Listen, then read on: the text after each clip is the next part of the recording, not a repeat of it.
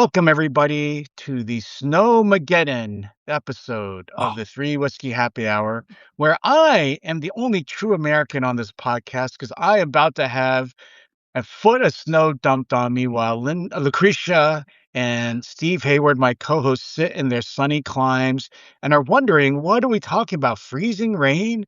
Snow? What are these magical substances they know not? Steve, well, how you are know, It's you? raining I'm here, I, I, John. yeah, it's cloudy here, and it rained a little yesterday, but it's gonna be mild. I've been through those snowmageddons many times, and I did get a communique yesterday from a friend, actually someone on the faculty of George Mason Law School, who said she went to the local Whole Foods or whatever the market was, and they were sold out of Pellegrino, Oh, which is that's like the end of civilization. As it's we the most know it. Northern Virginia thing I've Yes. ever heard. So as some of you know, I'm spending the semester at the University of Texas at Austin, and so I went to my first HEB, which is, some kind of cool supermarket here that rivals Walmart, but only exists in Texas. The owner, who's private, is privately owned. I believe the owner doesn't want there to be any outside Texas. And it was like a rodeo. People were going crazy buying up water, pasta. It's actually interesting the things people buy in case of a disaster. They buy water, pasta, and toilet paper. Oh yeah, I don't know why. I Yeah. mean, they think COVID's coming Lucretia, on the how back about end. you? We're Is there still- going to be a disaster in Arizona No, with two the things. coming storm? So when I was about 7 months pregnant living in upstate New York, we had an ice storm that took out our power for 3.5 weeks. And Wow. so we had oil, oil Yeah, generators, propane or but oil. right. But we had a sump pump that kept the cellar from filling up with water. So we actually had to get a generator so the sump pump would work. And then we were warm, and we were the only house in the entire town that had lights on, and all the soldiers were coming in and eating stew that I was making on my gas stove and whatnot. We did Wow. absolutely fine, but it was a disaster. I mean, seriously, nobody. That's thing one. Thing two. How long could you guys go without making? I mean, I think I could go for 2 months with the food that I have here at the house, the freezer. I mean, Ooh. I wouldn't be eating things I want to eat Yeah. eventually, but In California, for me, that was easy because I didn't have a lot of food, but I had a lot of ammunition. So I could just I go have a lot next of door and get as ammunition, much too. food as I wanted. But I know, in but Yeah, they're Texas, gonna well, run out in too. Texas, If you're that not theory doesn't work anymore. So no. I got to go to HBB and get canned chili like everybody else. but wait a minute, John, you're facing Snowmageddon in Texas, and you haven't stocked up on whiskey for the weekend. No, I That totally was screwed dumb. up. I didn't stop by the liquor. They also have everything here's bigger, so they have these enormous liquor stores that are the size of supermarkets Well, it all is And you over. Texas, haven't right? gone? Yeah. Yeah, I What's haven't the gone. old There's one 3 blocks from where I'm staying. You Yeah. have to what's the walk old and go joke? get Is that them. in Texas, the Bureau of Alcohol, Tobacco, and Firearms is a convenience store chain. So, Aha! Steve, what are you drinking? Uh, Lefroy? I'm drinking Lefroy, of course. Yeah, it's And Friday. Lucretia, yeah. In Lucretia honor of has, you, John. yes, that's a great drink. Whistle Pig Piggyback Rye. Yes. Mm-hmm. Yep, we got it. So, by the way, I should mention for listeners, John, I mean, you're in charge of this, but the three of us are going to be there joining you in Austin in, was it 2 weeks? Yeah, We talk we'll have a about live energy and other taping, things. won't we? Yeah, we'll have a Yeah, taping in well, person. we'll try. I mean, Not an the audience, schedule's but kind of. yeah. But I am watching this whole storm with great interest because it will be relevant to that conference. When Texas had that big freeze, what was it, 2021, I think? 5 years ago. Mhm. Yeah. So, you had huge power outages, but not just that. Because so many generators were offline and things weren't working, the Texas grid had to buy power from out of state where they could get it. They normally pay, I think the average price in Texas, the spot price for electricity, is something like $40 a megawatt hour. The price during that crisis rose to $9,000 per megawatt. Wow.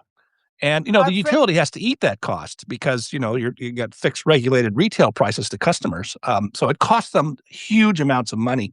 So now you're going to see possibly a freeze of that magnitude across the entire Southwest, like 150 million people, perhaps. And you see that, Steve, that our friend Robert Bryce said that the price of natural gas had already risen by 55%. Yeah, gas is way up. Mhm. And Right. That's just for not only home use, but for generators that are going to be going full blast. And Well, would you yeah. use natural gas on I guess if there was a permanent built-in generator, you might, but normally you just Well, have no, to go no and natural. I mean, it will be fill it with natural gas nasty old peaker petrol. plants for no. I mean, natural gas. Combines the big plants. Your big 500 megawatt plants. Gas is your Mhm. hinge Mhm. producer. And Mhm. okay, I'll stop there in schooling Lucretia on energy, which she's going to learn all about here in 2 weeks. So Okay, well, yeah, I'm sure yeah. the readers, Hmm. listeners, they can send in comments about what they're going to do over the Yeah. weekend during Snow Armageddon, and uh, maybe favorite drink, favorite foods to eat while we're holed up for the next 2 days, like Eskimos, cavemen, whatever you want. But why don't we start with our first topic, which was going to be, I believe, some of the Supreme Court oral arguments and cases this week. Is that what you guys? And also some questions about ICE searching people's houses for illegal aliens. Yes, I Do have I a have that right?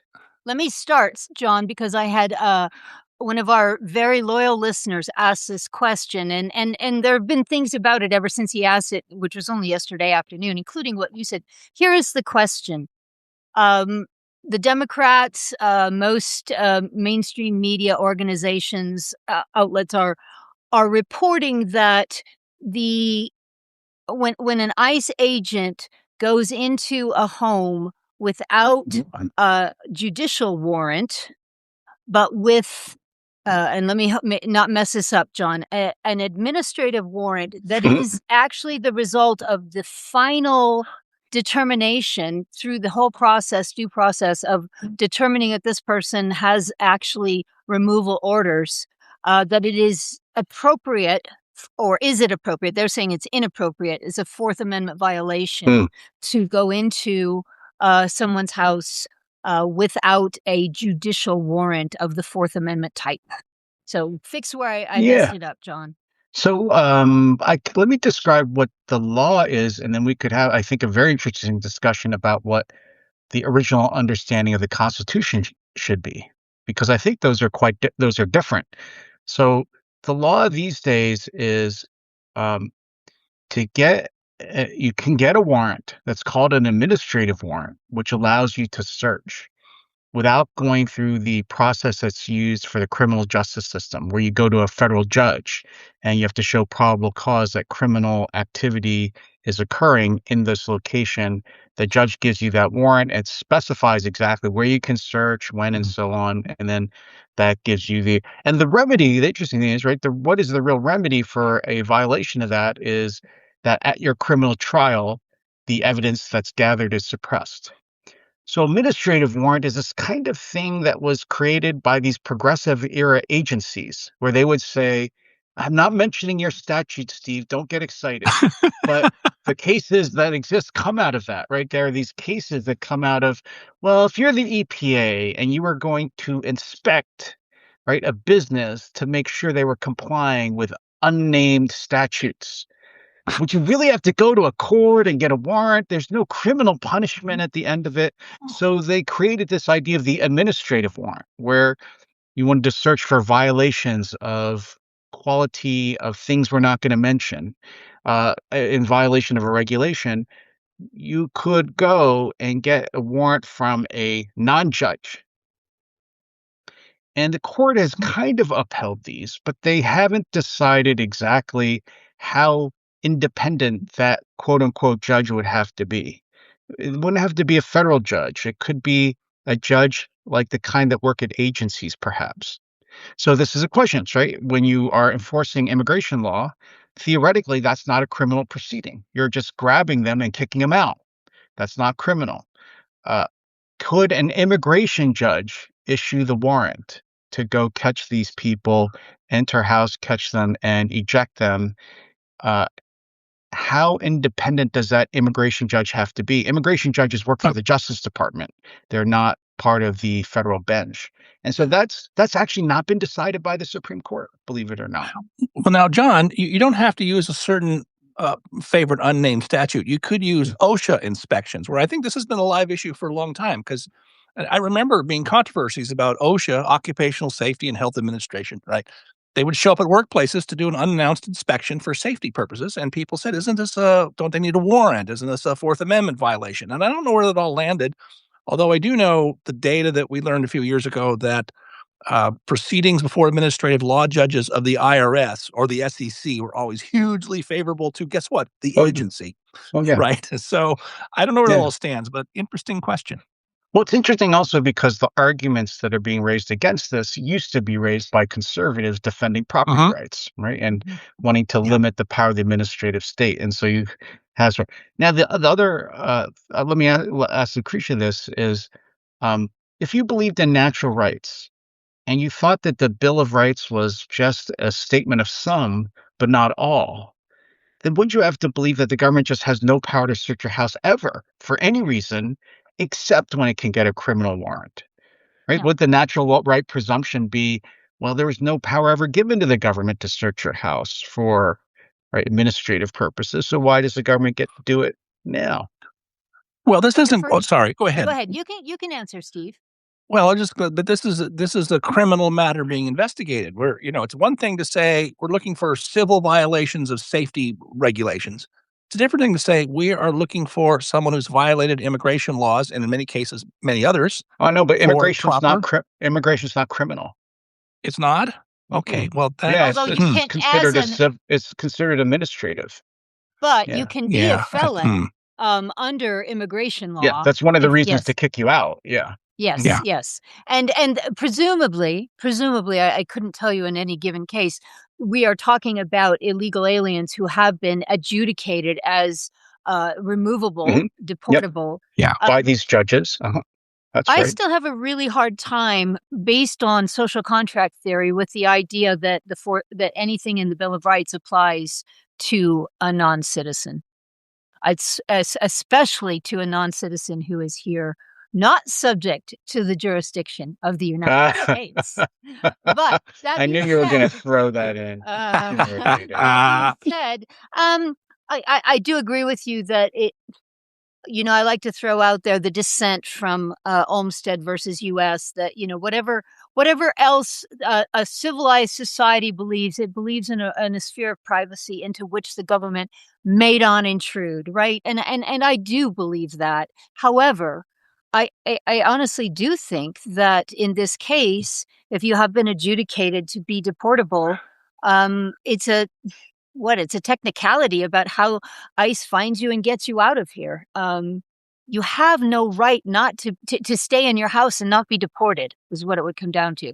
I don't know. That's not a very good legal theory, and I won't No. be a lawyer today. So, no. Can I throw in two things? It pains me to support Lucretia's arguments with evidence, but I will.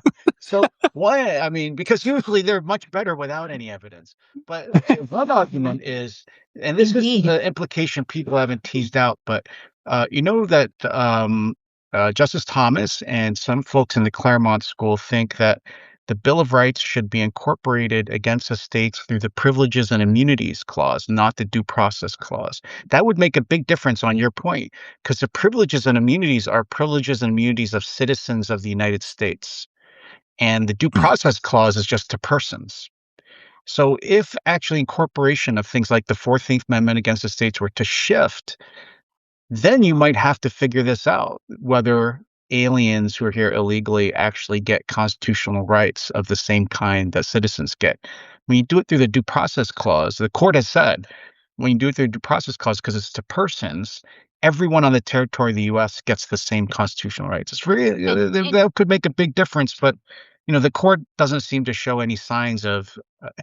One last thing is the original understanding does seem to be from the 14th Amendment that privileges and immunities really is the rights-bearing provision, not due Exactly what I process. was going to say. Give evidence to your evidence, John. And that evidence also includes the fact that it was the Supreme Court who really mucked it up in the first place. Yeah. And all of the legislative history evidence and so on of the passage of the 14th Amendment indicates that it was intended to take the Privileges and Immunities Clause as the proof that at least the first 8 amendments in the Bill of Rights, the first 8 amendments would be in fact applied to the states. And that's, really because it was designed to change that relationship between citizens and their states versus citizens and their federal government. The original Bill of Rights, Marshall told us, was to protect us against federal government abuse because that was considered the greatest danger in the founding. But the Civil War sort of puts that on its head. And so I think that Thomas has always been right about that. Whether the court will, I mean, that would be bigger even than overturning Humphreys. Let's just put it that way. Oh, I agree. So let's go to commercial, and then when we come back, go ahead. go to Steve, and also raise Steve's favorite topic of transgenderism at the point when we return. Okay. God, Steve, go ahead and try. How could anyone not want to stay and listen to that, right? Exactly right. Okay. 3, coming back out of our ad break. Steve, your thoughts on differences in constitutional rights or between the aliens and citizens or the privileges and immunities clause or the right? I'm sure you're going to turn this in some kind of discussion, environmentalism. What about administrative searches and the Fourth Amendment and I'll tell you, the leading Supreme Court case is called, I think it's Monsanto versus Ruckelshaus or something. So, it's a Monsanto case. Yeah, but Steve, go ahead. Your thoughts. I already got that out of my system in the opening bit about power prices in Texas this weekend. Actually, I was going to bring up something slightly different. We've done a decent job with the Fourth Amendment there, and that is Justice Thomas. You mentioned something else this week: his embrace of natural law. In the Ellenberg case about whether a certain kind of fine, a civil fine, was constitutional under the ex post facto clause, the court ruled no. That's only a criminal fine that can be done retroactive. Not be. Sorry, I'm stating it backwards. Only a civil fine can be retroactive, not a criminal one. Which is why taxes can be retroactive, right? Yes, right. Yeah. And, Thomas is, I don't want to spend too much time on this, but I just thought it was funny. He had a whole page about that passage that I have quoted many times in the classroom from Madison's Notes on the Convention, where James Wilson says, we don't need an ex post facto clause. Everybody knows it's against a natural law, and people will think we're idiots if we, I'm paraphrasing, right? But that's his real colloquial meaning. Is people think we're idiots if we wrote that in there. That's as dumb as saying, the sun rises in the east, right? And so I thought that was fun. But the serious point is that distinction between the ex post facto law applying to criminal but not civil law goes all the way back to the 1790s. Yeah. And this will connect to the next case I'll bring up. But Calder versus Bull. Calder versus Bull. So that case is 1797 or something? And the point is, if we talk about before Marshall, but if we talk these days about how, long practice of the way we applied the law, Thomas's skepticism about whether that distinction is valid would face an awful steep uphill climb, I think. Now, that's a long discussion, right? Lucretia on the fascinating topic of retroactivity. No, I'm actually going to go to the deeper topic of those things that we as Americans, with our constitutional focus, shall we say, our beliefs, I was having a discussion with my classes last week about the Declaration and how that's really sad, Steve. I know. So sad. Good God, Steve has run out of sad that it's all gone. Sad that you actually let yourself run out. Anyway, back to that. So we were discussing the right to property and its protection. The whole argument of it in the Declaration of Independence, even Locke, and then into the Constitution. And a student asked it was a really good question. He said, if they were so concerned, the founders, about protecting the right to privacy, why in the original Constitution is there no specific statement to the effect that, other than the takings clause, which is not a statement for the right to privacy. It doesn't say anything, for instance, about the need of government to protect your right to privacy. It's, and the argument that I gave back was the argument that Steve just did. And I said, I didn't use ex post facto. I used guilty until proven innocent. That it was that, the founding fathers were so committed to the idea of the right to property, that it didn't even occur to them in some ways to have to spell it out in the Constitution. Is that unfair? Yeah. No, I mean, there's other things in the Constitution like that. Like it doesn't actually say legislation passes by majority vote. right? It just says it gives a supermajority requirement. So there's all kinds of things like that in the Constitution. So my argument, which you guys don't like, is that we read it against the common law and its definition of terms and concepts, and we kind of fill it. I mean, whether you What? read that or not, that's what the Supreme Court has done, is that they use the common law to fill in gaps. But I'm you not guys, I know, against don't that. like that. Yeah, I like that just fine. Oh, you guys? Oh, okay. No, I'm Well, not I do. I against it. think What I'm the only really quickly so we can move on. My only argument against it would be when the common law it somehow stands in the face of what we know the Constitution really means, like in the case of birthright citizenship, John. Yeah. Boy, she's on it tonight. well, Okay. there was I don't remember the case now. It's a long time ago, but there was a moment in an oral argument where one of the lawyers says something like, my client wants to repair behind his constitutional right. Wasn't self-incrimination. Oh no, behind the constitutional presumption of innocence until proven guilty. And Justice Scalia piped up and says, "Oh yes, where in the text does that clause appear?" And the point is, it doesn't. But it's well Yeah. understood, like the ex post facto clause to James Wilson, is something that proceeds from the logic of the law. And no one really disputes that. It's only positivists like you who get picky about things like. Sorry. Well, look, it bears some importance on a topic Lucretia and I are going to write on in the next few days about Californians leaving for Arizona, because you'll notice this wealth tax that's on the ballot is retroactive too, right? Yeah. Because and a bunch of billionaires moved out before the January 1st effective date, even though it would have to it's going to pass later on this year, but it would be retroactive to January 1st. If your reading were correct of the ex post facto clause, you could not have these retroactive. And by the way, Congress does this all the time too. It's not just the state of California. Yeah. Yeah. So moving on to our next topic, Lucretia has some thoughts she wants to raise about the state of Virginia under its new governor, Abigail Spanberger, and the progressive furies that have been unleashed by this allegedly "quote unquote" moderate Democrat. Yeah, moderate the wicked witch, the white witch, the wicked white witch. That's what they're calling her. So before I move on to Spanberger, let me just talk about Jay Jones for a minute. Ugh. Jay Jones is, sorry, I'm going to just say it, is proof of how much affirmative action in law schools destroyed the law profession. The guy is a moron. Never mind that he's evil, vile, all of those other things. On top of that, he's so stupid. It's unbelievable. He can't even spell attorney. Oh, Did you guys I saw see that that? typo. He Yeah, I did did. this huge sort of social media. What would you call it, Steve? I don't even know what the word for it is. I'd call it a poster, but that, on social media, that's not what it is. And of course, he's saying that they're going to pull out of their agreement with the DOJ not to offer in-state tuition to illegal immigrants. They're going to do that. But of course, his stupid commentary on this. We're not going to let the DOJ destroy students. I don't even know what that means, but that's what he says. So Anyway. he misspelled attorney. He misspelled attorney in the Attoney.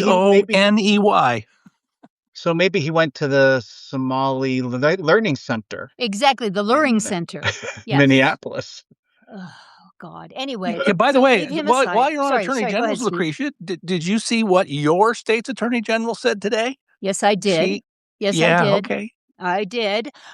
Yes. So, because illegal immigrants are allowed not to have guns and ammo. Actually, you have to show in Arizona, if you just go buy ammo at Walmart, which you can do, you have to show your driver's license. You have to show proof that you are an American citizen. So the idea that, ICE should be careful because they're going to show up with no badges and costumes on and masks and nobody's going to know they're ICE. Whatever, you idiot.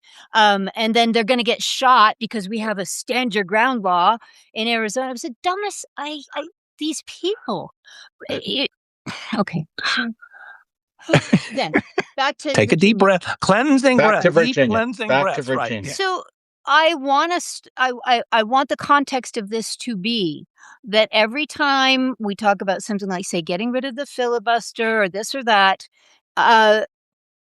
squishy Republicans, we can't do that because we can't get rid of the blue slip. We can't do this or that because when we do, and then we're out of power, the Democrats are going to do that to us. What happened the first day that white witch shows up? She undoes all of the agreements that said we're going to cooperate with ICE and with federal authorities to deport illegal immigrants. Oh, we can't let our people waste their time on that because they've got more important things to do.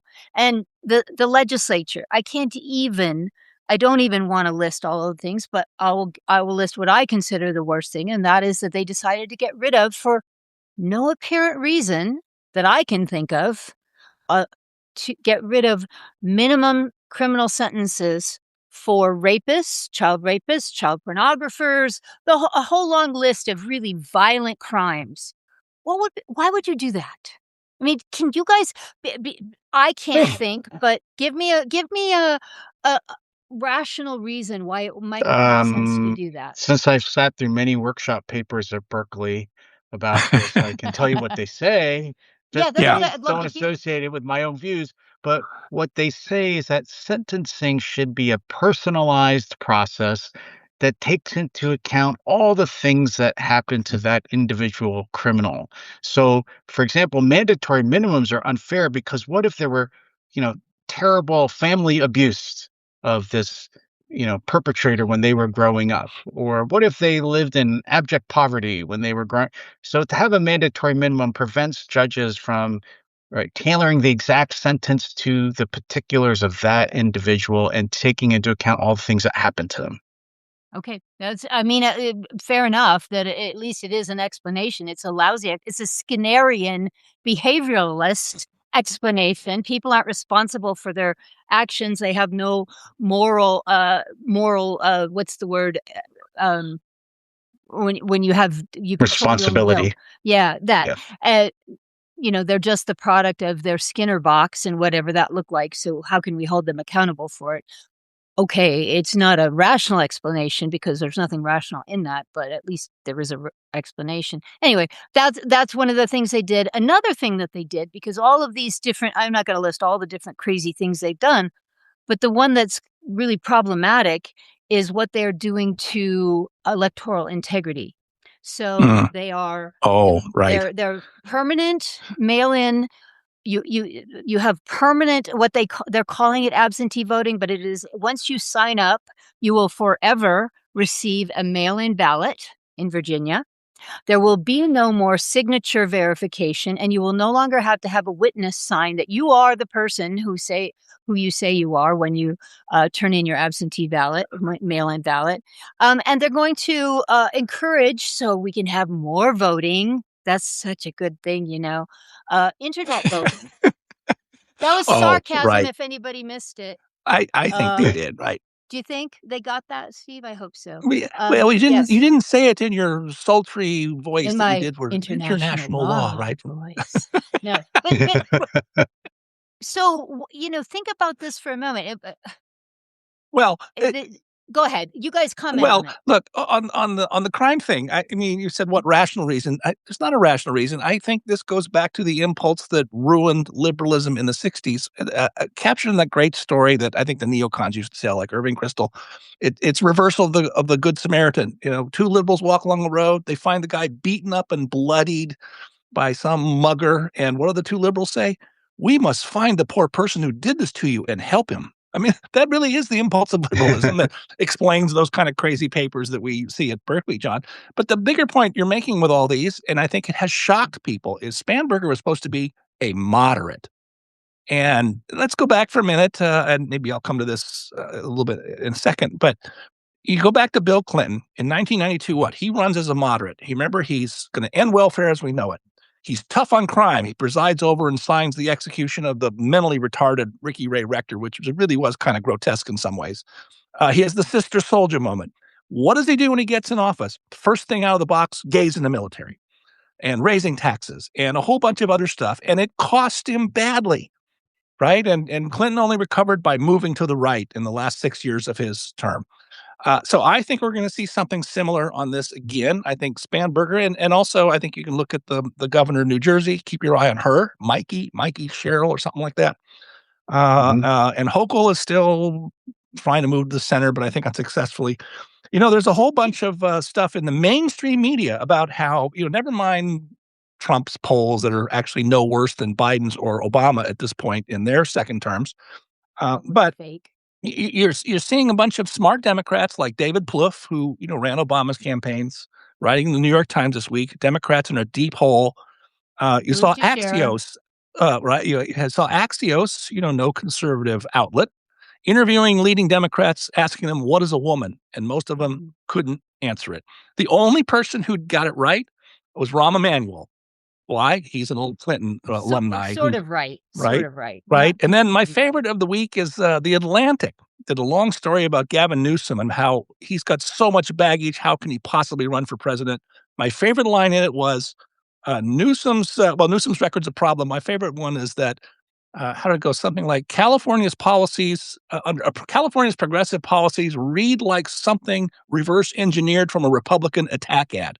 That's The Atlantic saying this, right? So, it's all very bad. I agree with you completely. Wait, but on the other hand, they're blowing, Okay, I think. but we're gonna, Steve, I'm gonna John? cut you off. I'm gonna cut you off Okay. because it's time to go to another ad break, and when we come back, we'll hear from Lucretia again, and then we'll turn to our next new topic, which is Steve's fascination with the utterances of conservative columnists in the New York Times. Okay, when we come back, 3, 2, 1. Lucretia, you have another point to make about the Virginia governor and her progressive platform. Yes, and so she was able to get away with the moderate label. I don't think anybody believed it to begin with, but I learned this from one of our listeners, Michael Lee, and then a couple of other places I started paying attention to the actual electoral process that put all of those lefties, shall we call them, into power. But this is a really interesting thing, and I just want to point out quickly. So, if you'll recall, the election, especially the weeks leading up to the election, was right in the midst of the shutdown.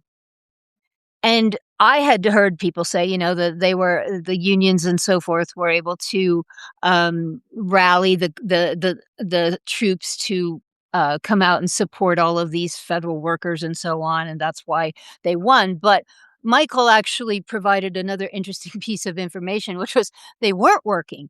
So they had plenty of time to go out and work on behalf of Spanberger and all of those incredibly liberal leftists. And I just thought that was interesting. Why? Not because of that point alone, but because so many people made so much out of the fact that this moderate leftist, moderate white witch won in, Trump is done for, the midterms are done for, everything is going against Republicans, everybody hates what's happening with immigration. And I actually think none of that is true.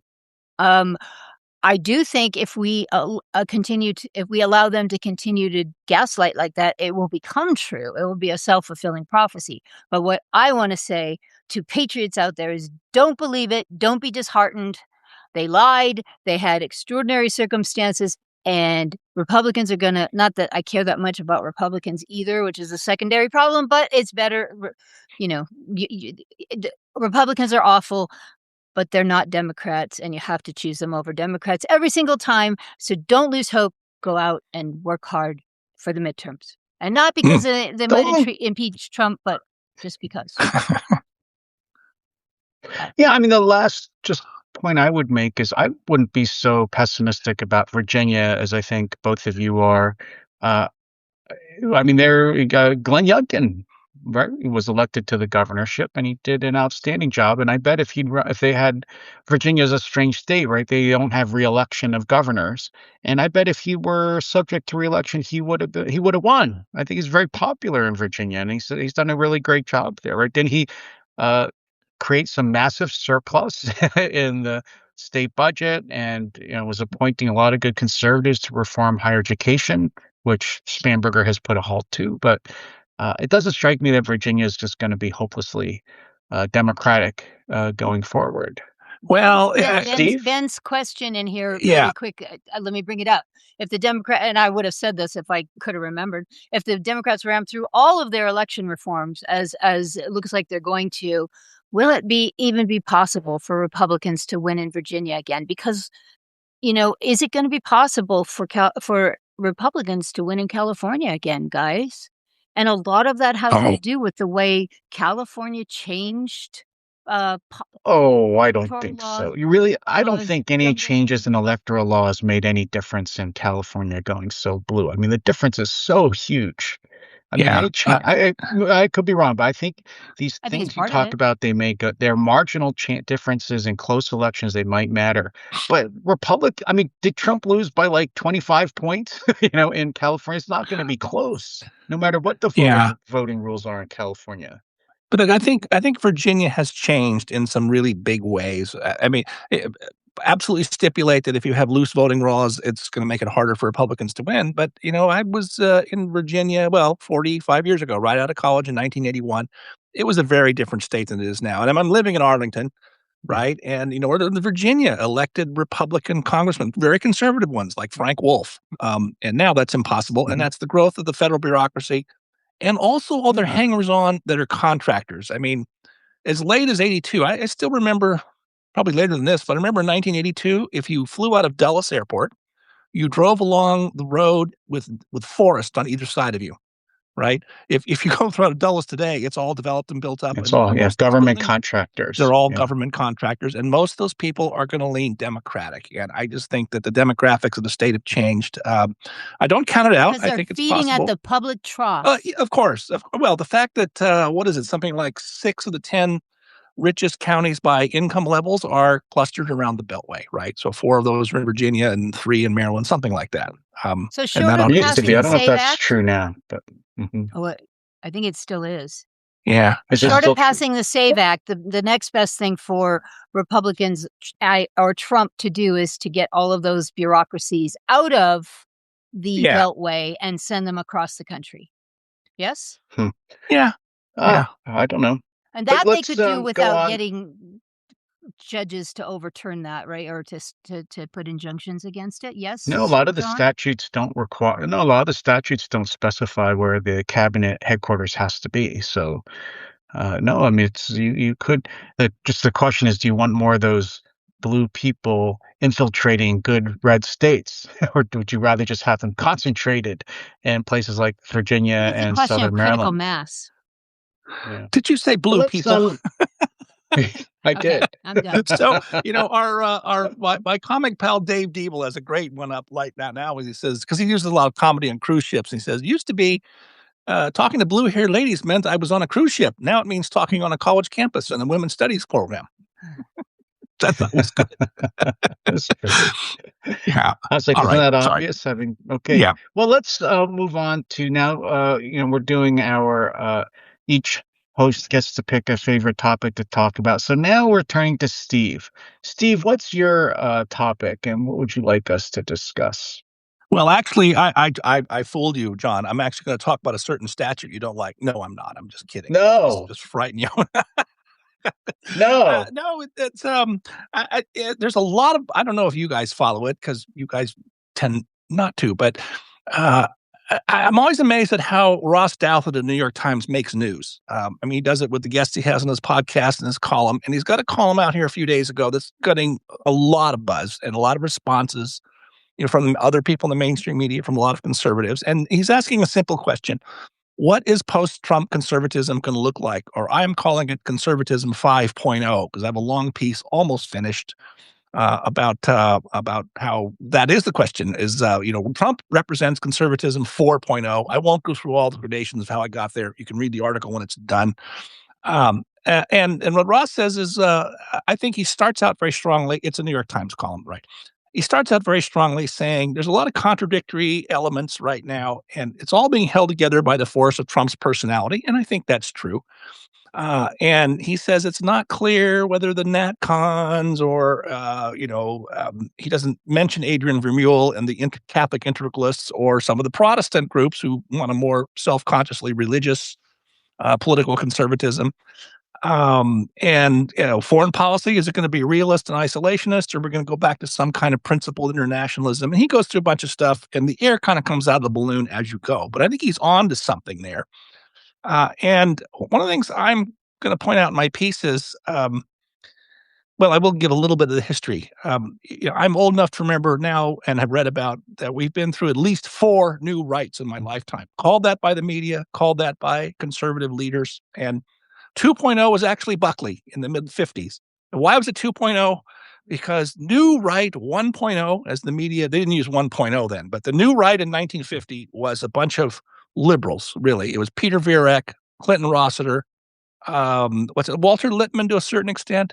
And they said 2 things above all else. They said conservatives should make their peace with the New Deal and support government economic planning, and we should accept like you, coexistence Steve. with what? Not Just me? like you, Steve. No, be quiet. And then the other one was we should accept coexistence with communism. And, Buckley said nuts to all that. And you had the sort of fusionism of Frank Meyer. I'll leave that aside for now.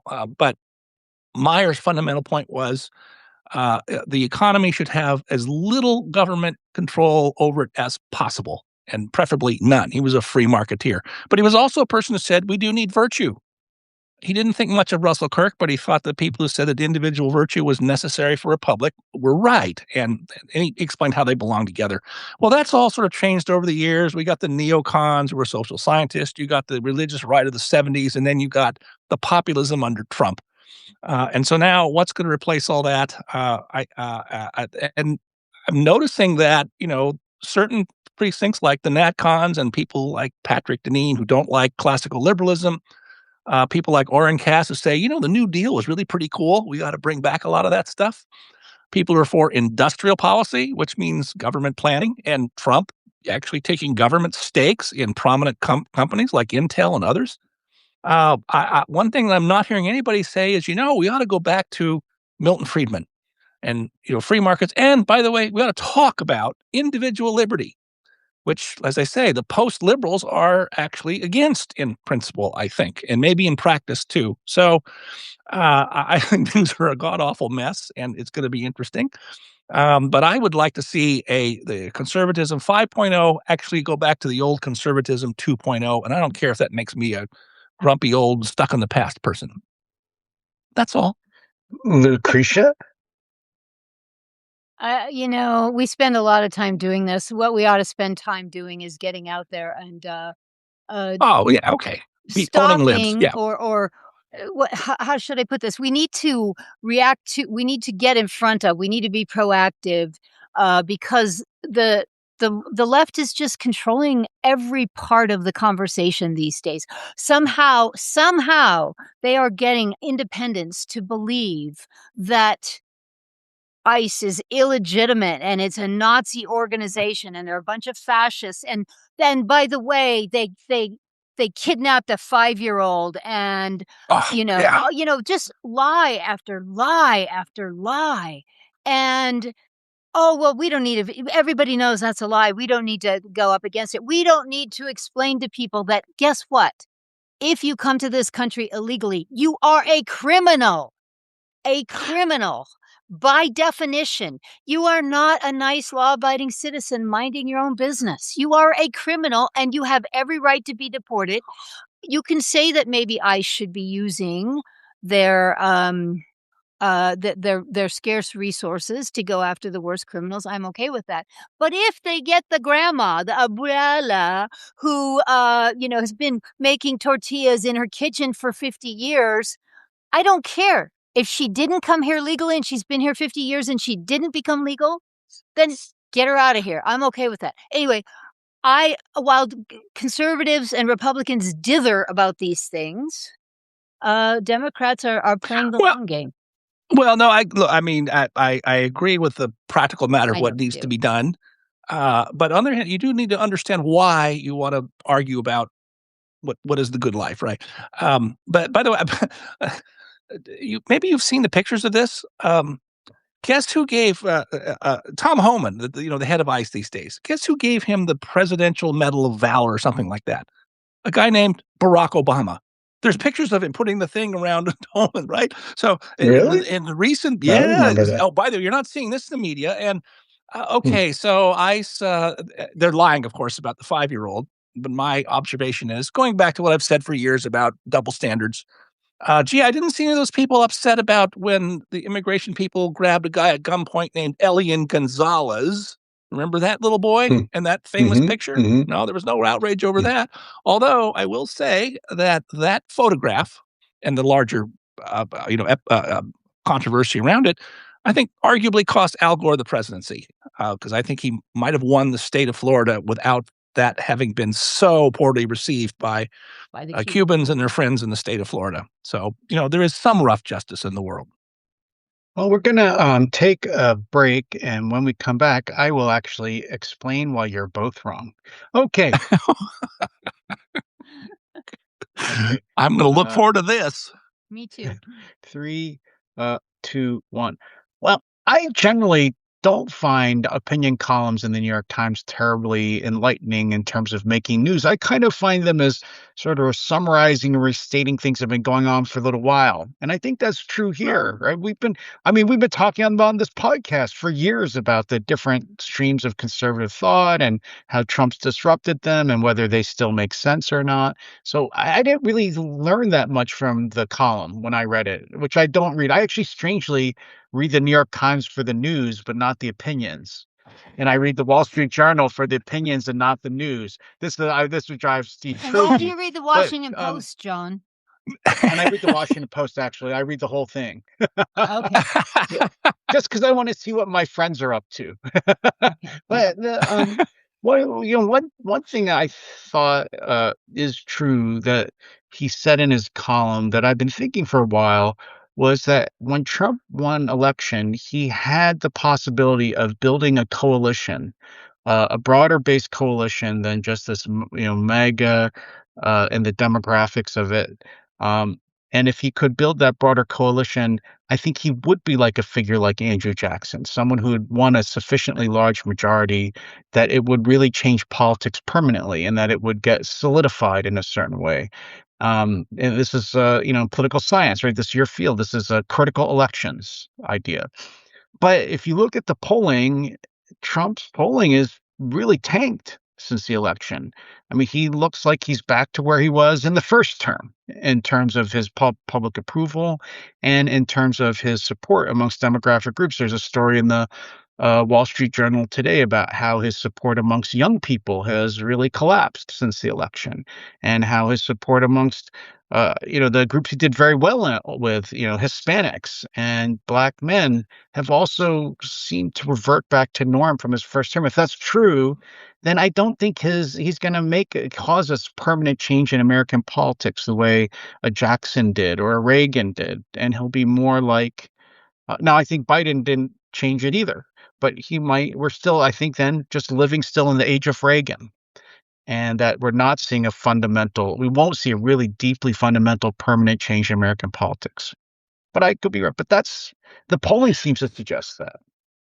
That's why you're both. You're reading way too much into Trump. You're reading way too much into Trump. And you're reading way too much into polls. I'll just leave it there. But okay.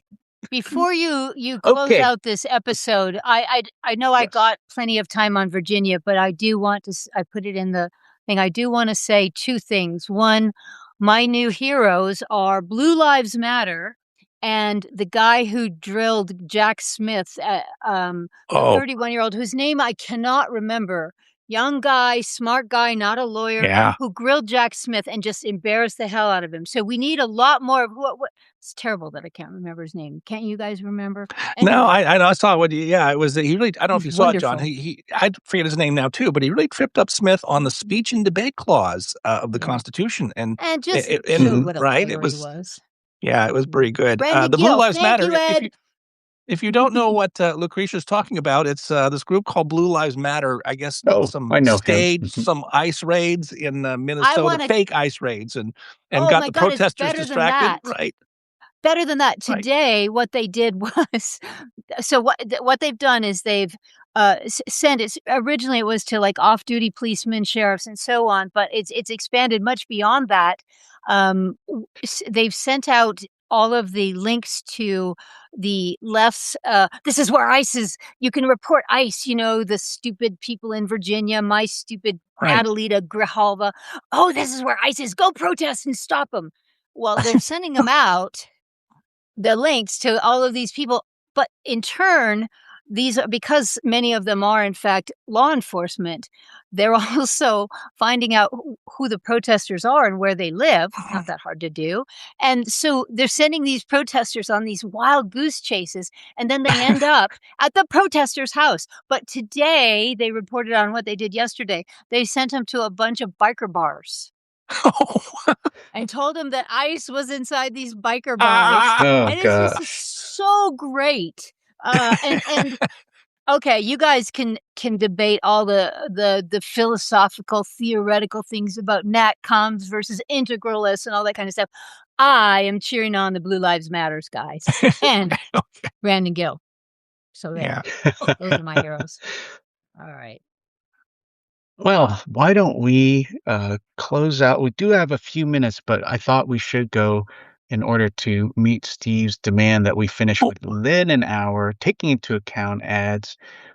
I actually had topics which I just want the listeners to know were vetoed as stale and uninteresting by my co-hosts, like Greenland. Only I'm Steve. really interested in Greenland. Like, do oh, people okay. think President Trump could break the NATO treaty? What if Congress had passed that statute that it was very close to passing under Marco Rubio's sponsorship when he was in the Senate that forbade the president from breaking terminating the NATO treaty? And then I had the other interesting I, question, I, also thought I to tell be you. Oh, too sorry. Go boring ahead. for the podcast, about can the president on his own um, accept and incorporate Greenland into American territory, or would Congress, because of its control over the property of the United States, have to consent in some way if any territory in Greenland were actually right possessed by the United States? But I just want the Oh, listeners to wait. know that when No, I wait a minute, suggested John. these topics, my co-host said Greenland is old news, boring. Let's talk about other No. stuff. All I right. still think Greenland's extremely interesting, but it does. Hold on, I John. mean, I'm Hold not. on, John. And then Stop. I was going to Stop. use it to taunt my co-host by saying, "Is this not actually an example of Trump chickening out? I mean, it No. seemed to me Oh, that God. nothing changed with Okay. Greenland in That the end." well played bait, John. I tell you what, you have permission, with the indulgence of our listeners, to go into overtime. You just have to No, drop no, in no, the no. one We're or two gonna ad end sec. on No, we no, don't no, have no. to. When I I can run always the edit it down. podcast, we end on time. I This is love like the the Greenland Supreme Court. story. Your little red light is going off because it's time for you to be quiet, counsel. I love the Greenland story. I think it's Trump genius in action. And anyway, no, but that question about wait, I heard you on Law Talk talking about this. I think was that it? Yeah, I think the the rival president can podcast. Yep. terminate. Yeah, I think the president Right. can terminate the NATO treaty because he can terminate any treaty, and I think it would be unconstitutional for Congress to pass a law saying you can't terminate a treaty. But Yeah. on the other hand, I thought that if we were going to add territory to the United States, like if we actually were going to take over Greenland, I think Congress would have to approve some kind of annexation or possession. But this involves the stuff I thought you'd be interested in because it involves the question of the territories, which was key to a lot of the things you guys like talking about before the Civil War. But instead, Lucretia's drinking directly from the piggyback bottle, I noticed. Which I just shows like that you Trump guys aren't disinvited Mark Carney to the Board of Peace. That was my favorite thing. Oh, well, I mean, this whole Board of Peace thing is silly too. I mean, come on. I mean, who cares Can't who be any runs Gaza? sillier than the UN. Well, that may be Now, the whole see, point. I think the president could terminate the UN treaty and kick the UN out of that beautiful Manhattan real Please say estate yes, and he's going to return do it back to that. development. I mean, Yeah. I don't understand why he doesn't do that instead of this Board of Peace silliness. Just get right to the point and pull the U.S. out of the UN and kick the UN Just out like of he New did York. out of who? Yeah. But Yeah. you realize, He pulled us out of all these agencies at the UN. I mean, the UN is just is an echo chamber debating society for left-wing Marxist governments. I don't know why we You tolerate can it. then come and park illegally and never get tickets. yeah. I agree. Steve. But we do have to stay within the hour. Maybe if we stay trapped in our houses during this snow Armageddon, we could tape another episode later this weekend. You I two don't can know, talk to about talk about Greenland. these issues. Yeah, but I was forbidden to raise Greenland, so I No. wanted to So point he that out didn't. before we turn to Lucretia's Babylon Bee headlines. Okay, there you go. Whoops. Trump reveals he's actually been thinking of Iceland this whole time. I hope not, because I like the I place. I agree. don't want swarming with, yeah. I get How them about confused all the time. No green in Greenland. Somebody got me on that, by the way. They sent me a picture of a small space of Greenland that was actually green, so I have to take it back. Trump to convert entire city of Minneapolis into a insane asylum. I like that one. But also, Trump, this is what you were saying. Trump tells EU it's time we start seeing other continents.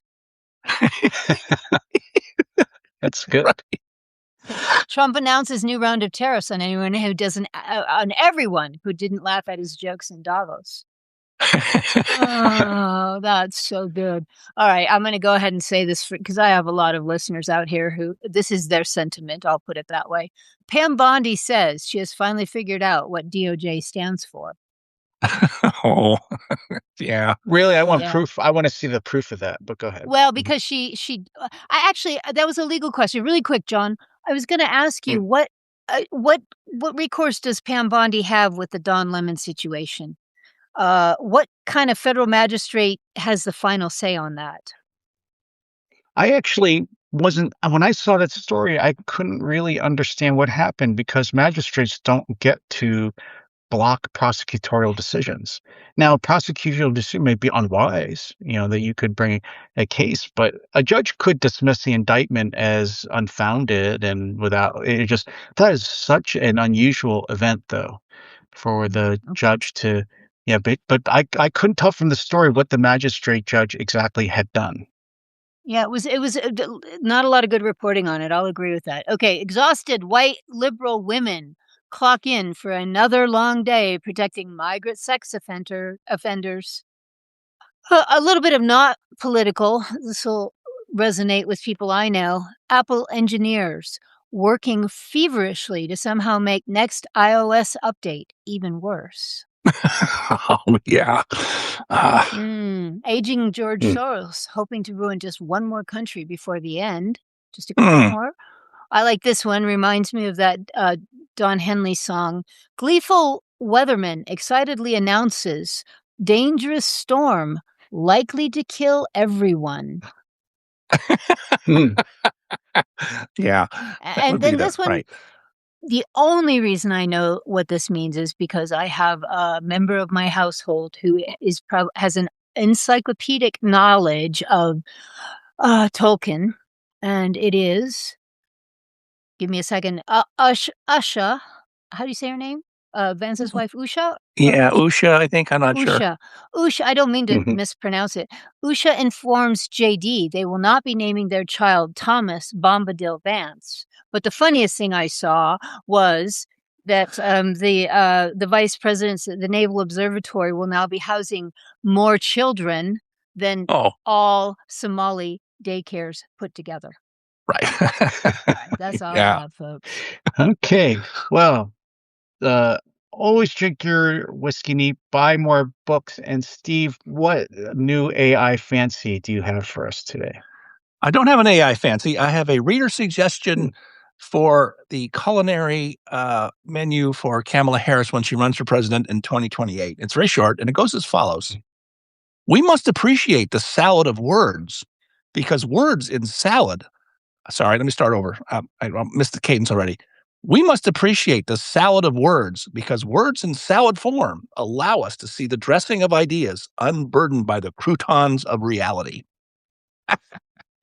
That's pretty I think that's good. pretty funny. That's I pretty know, it's good. perfect. That's You can pretty see her good. saying Yeah. that, right? I mean, is it made up or Yeah. is it really her, right? That's the whole thing. So, all right. What What? last thing? The best line of the week was Bessence. I actually think About of Gavin Newsom as a brontosaurus with a brain the size of a walnut. I thought it was something about some Ken doll thing that he had going. That was the No, other one that he was said. good too, but the next No. Oh, one was better. Yeah. yeah. Okay. He was Okay. great. Well, Yeah, as That's we just nice. talk. ponder All right. these questions for next week, Right. I hope everybody stays safe and survives the snow Armageddon that's about to befall the entire United States of America, aside from the 2 colonies of insanity in which my 2 co-hosts live, Arizona and California. So Right. bye-bye, everybody. And thanks for everybody who tuned in. See you probably next week. We're all on the road, but we'll do something. So, okay. There we go.